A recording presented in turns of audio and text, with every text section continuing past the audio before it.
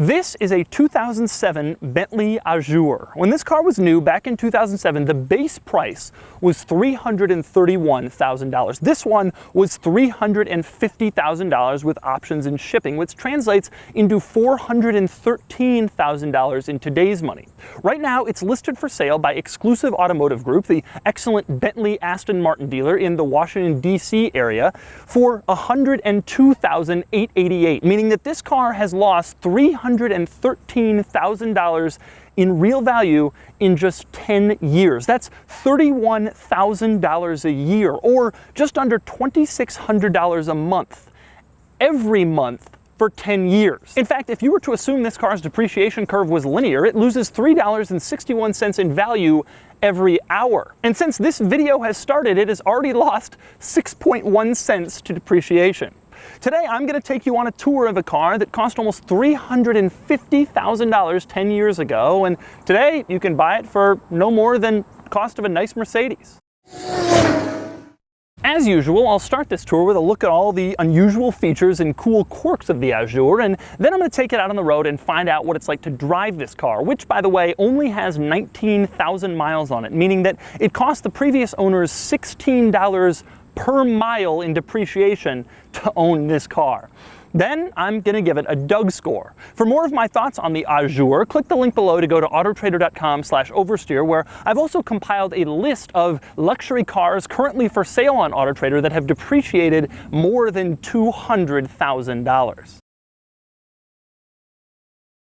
I'll start with one of my favorite quirks of the Azure, the fact that Bentley really knew its customers for this car. Namely, they knew its customers would be very old, very rich people who would get stressed out if they were looking at all sorts of buttons to control all sorts of functions. And so in this car, they've hidden virtually every interior button behind wood panels. You want to get to the radio? Well, that's behind a wood panel. You want to get to the climate controls? Up. That's behind a wood panel. The ashtray, that would be hidden behind a wood panel. And even the controls for the heated seats are hidden behind a wood panel. That way you can close all of these panels and you don't have all these complicated buttons staring you in the face, so you can pretend they just don't exist as you waft down the street in your Azure. Speaking of those old people customers, this was one of the very first cars ever to have a full color LCD screen in the middle of the gauge cluster. It was certainly one of the first ones I ever saw with that feature. It came out back in 2005 or 2006 with that, and at the time it was really high tech.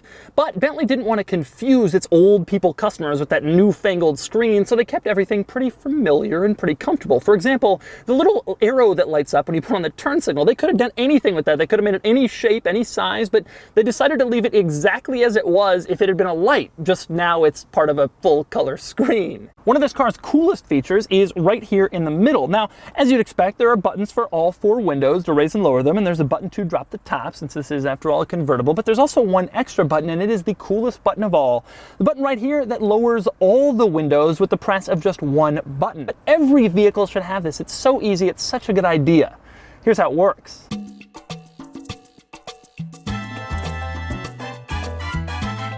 Another neat feature is right here on the door panel, where you'll notice that there are two door handles. There's one here and there's one here. Why is that? Well, the front door handle is for the front seat occupant to open the door and climb out. The back door handle is so the rear seat occupant can reach forward and open the door. And check this out. When you pull the rear door handle, the front one pulls too. But when you pull the front door handle, the rear one doesn't pull. I'm not really sure why that is, but it's certainly a quirk. For our next interesting Azure quirk, we turn to the transmission selector. Now, on the top of the transmission selector, the Bentley B logo is used. You push it and you can select a gear. That in itself is kind of cool, but the really cool thing about this transmission lever is that when you slide it over to plus-minus mode, sport mode, the B sort of goes into the shift lever as you slide it over, because you don't need to select the gear anymore when you're in plus-minus mode, and because it feels sportier. This is the kind of thing no one is ever going to notice except for me and now all of you, but it's the kind of attention to detail I really love from high-end luxury cars. Next up, you approach the trunk to this car and you realize, how do you get in this thing? There's no keyhole. But there is. It's hidden under the B in the winged Bentley logo. You call it a gimmick, I call it something your car doesn't have, unless you have a 1994 Nissan Altima. Next up is a feature that a lot of high-end luxury cars have, but also one that I just couldn't finish this video without showing you. That would be the headlight sprayers. Check them out.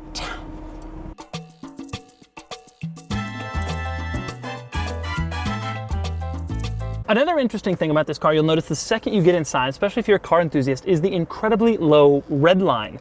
The tachometer only goes to 5,000 RPM and the red line is somewhere around 4,600 RPM. That's because this car is geared for ultra low end torque, so you really feel like you're moving, you get some muscle. But it looks like a diesel when you get into it. You'll never see another gas-powered car with a red line that low. It's really impressive. Next up, we have to talk about maybe this car's most distinctive feature, and that would be its size. That's because it is massive. Allow me to take a trip from the front to the back. This car is 212 inches long, which makes it a foot longer than a Chevy Tahoe, and yet it's only got 2 doors. So what exactly is in all that 212 inches? Well, a lot of stuff that makes this car a lot cooler than the one you drive. For example, your car probably has heated seats, most newer cars do, but this car has 6 stage heated seats. That means there are 6 different settings to warm yourself with the seats. If, for example, your butt is not quite warm enough on number 4, well then just turn it up to number 5. Ah, that's better. More still, number 6. Last 2, 3, 1, you can choose from them all. Now, who exactly can distinguish between butt warm setting number 3 and butt warm setting number 4? I'll tell you who, the kind of people who buy an Azure. Now take a look at this little panel here and you'll notice all the usual controls, the backrest, you can move it forward, backward, get your memory controls, that's easy enough. You also have this little button here.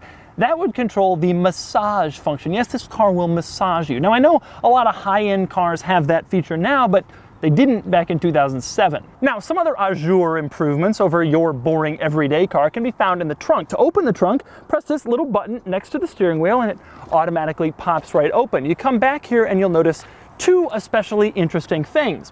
Number 1 is the fact that this trunk is carpeted in this nice blue and it has these grab handles for you to shut it. Grab handles are not that uncommon, but these are finished in leather with these chrome strips at the end so that you know you're in a Bentley. Maybe more hilarious is the fact that the emergency inside trunk release, which is usually this really cheap latch, in this car it's this really heavy, big 2-columned latch. They even give you a more luxurious way to get out of the trunk if you've been kidnapped and stuffed inside. Another hilarious little detail that makes this car just that much nicer than a normal one is the fact that there are no abbreviations inside this interior. In your car, when you try to turn on the headlights, there's probably a little icon that looks like a headlight. In this car, it says head. When you go to look at the fuel situation in this car, it doesn't say E and F and make you wonder what E and F stand for. It says empty and full. Bentley doesn't bother with simple abbreviations, chintzy ones. Those are from Mercedes-Benz and Audi. Next up, let's talk about the fuel cap. Now in your car, you probably have a crappy little plastic fuel cap that'll break apart at the easiest touch. Not in this thing. This car has a really nice metal fuel cap. I wish you could feel how heavy this thing is. It also has the Bentley B on it, and it's designed in a way to facilitate you easily turning it closed. It is the best fuel cap in the world. But while this car does have a lot of cool features that even a normal brand new car doesn't have, there are still a few items in this car that remind you, yes, it came out in 2007. For instance, when you turn on the radio, oh, yes it does. Yes, it does. You won't find that in any modern car. Now, my personal favorite old school feature in this car is the key fob. This car came out right before the key fob revolution, where they're now really tiny and they have a million functions. This one is large. It is surprisingly big, takes up a lot of space in my pocket. It's really heavy. And in spite of that, it only has 2 buttons on it, lock and unlock. Can't do the trunk, can't roll down the windows, can't start the car. And the other old school feature that you just can't help but kind of laugh at in the Azure, hidden in here in the center console, that would be the Bentley phone. Yes, that's right. There's an in-car phone with a winged bee logo on it. Now, I personally think that in 2007, even by then, we were already starting to get away from car phones, but the kind of person who bought an Azure probably thought that made him the coolest guy in the world. So those are all the cool quirks and features of the 2007 Bentley Azure. Now it's time to get this thing out on the road and see how it drives. Driving the Azure. I've always wanted to drive one of these because this is like the convertible. This is like the most opulent, aside from the Rolls-Royce Phantom drophead, this is like the most opulent, like, I don't want performance, I don't want excitement, I just want to waft around in this giant car. You gotta respect somebody who buys one of these. Not only do they lose the depreciation, but they just don't care what you think. You know, they could have had a Mercedes SL and it would have been similar in experience, and they were like, no. We're gonna do this right. The first thing you notice, as you notice in all these really high-end luxury cars, you're just so insulated from the road. And you go over a bump, and it bumps a couple times. It takes a little bit for the suspension to level out, but you don't feel the harshness that you do in some cars. I've always wanted to check out one of these cars because it's just the most opulent. I mean, this thing is gigantic. I'm here next to a Volkswagen CC, and I parked our front ends next to each other, and my rear end sticks out. It's got to be 2-3 feet back there, but I have less doors. It's never made any sense. This car is just not for people who think in those terms. People think, all right, what's the best? What's the ultimate? And then they end up with one of these. All right, I'm doing manual mode. Ooh, whoa. Wow, it's actually not slow at all. Putting it in manual mode and kind of downshifting a few gears really makes this car feel a little bit more exciting. I'm surprised. It also has some sound to it, which is shocking. I'm on kind of a curvy road here, and boy, this is so cool. It's not fast curves, it's like sweepers, and that's what this car is designed for. It just wafts around these sweeping corners so silently and quietly, and effortless, total effortless. I mean, a car just went by and you barely hear the wind noise from that car. You don't hear any wind noise from your own car or tire noise. I mean, that stuff has all been eliminated, which is quite impressive considering I'm in a soft top convertible. This thing is just designed for the most comfortable cruising that you can imagine. The steering is so light. There's not as much body roll as I was thinking there would be, but clearly driving dynamics were sort of a secondary thought to, you know, luxury. This level of comfort and refinement is just a step above the S-Class, and it's just not that easy to attain that. This car, as I've often said, is the kind of car that's for people who have been in S-Classes their whole lives and they want the next step above that. And they're willing to pay a lot of money for that because there's the exclusivity factor and the serenity is just unrivaled. You look out over that hood ornament too, and it's hilarious. You feel like you're the king of the road. And the reason you feel like that is because you are the king of the road. Car enthusiasts watch these videos and they say, oh, I would never have 100 grand, I could buy a 911, I could buy a GTR. But at some point you get to an age where you've had all cool cars your whole life and you just want to hang out and relax. And that's the 2007 Bentley Azure. It's a car that's full of interesting quirks and unusual features and a wonderful, relaxed, serene driving experience. But maybe the best feature of all is the fact that it now costs only $103,000 for the flagship Bentley convertible. That's a pretty good deal, and you can drive it now without worrying about all that depreciation that the first owners had to deal with. Never mind the fact that it's lost 90.2 cents in the time that it's been sitting here while I've been filming this video.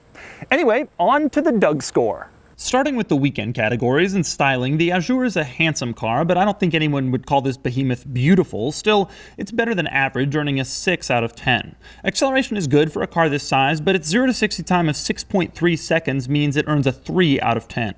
For handling, the Azure is good, surprisingly secure, but still so wafty and vague with such light steering it doesn't enter the realm of a sports car, and it earns a 5 out of 10. Cool factor is debatable, of course, but I think these are really cool. Buying a Bentley sedan is one thing, but spending this much money on a Bentley convertible with only 2 doors, well, that's pretty cool, and it earns a 7 out of 10. Importance, however, is a little lower. These cars aren't valued highly in the used market, and while they may be cool, they're not especially significant, so it earns a 6 out of 10. That brings its total weekend score to 27 out of 50, which isn't so bad, and it's probably accurate. If I had a garage of fun cars to drive on the weekend, this wouldn't be my top choice. Next up are the daily categories, starting with features. The Azure is well equipped by the standards of its day, but this category measures cars with today's standards, and a power antenna and massaging seats won't get you very far. It earns a 5 out of 10. Comfort, however, is another story. The Azure is relaxing and supple and luxurious, and it easily earns a 9 out of 10, falling just short of a perfect score because its convertible top lets in a little more noise than an enclosed luxury car. Quality measures reliability and materials. Materials are excellent, but reliability is a bit of a question mark. It earns a 7 out of 10. Practicality is reasonable. 11 cubic feet of cargo space is pretty good, and rear seats are acceptably large, though not big by any standards, and that gives the Azure a 4 out of 10. Finally, value. When it was new, this score would have been very low, but now that this thing is around 100 grand, it's a lot more appealing, and it gets a 6 out of 10. That gives it a total daily score of 31 out of 50, which is pretty good, and about right given its immense comfort and luxury. Add it up, and the total Doug score is 58 out of 100, placing it right in the middle of the pack. It's no sports car, but for an ultra-luxury cruiser with a convertible top, few other cars will do. There's not a, you know, you can point the 2007, another blah, blah, blah, blah, blah, blah. If only it still worked, I'd try to figure out a way to use it. I bet at the very least you could play Snake on it or something. Pretty cool, huh?